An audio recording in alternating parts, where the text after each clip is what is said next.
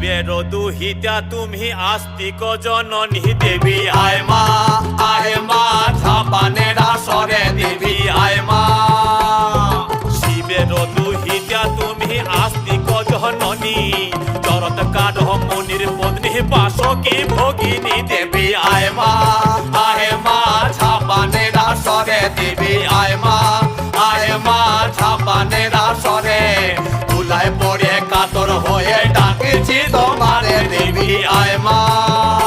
আরে সমাকুলি বসিয়া আছেন হিন্দু মুসলমান, আরে সমাকুলি বসিয়া আছেন হিন্দু মুসলমান।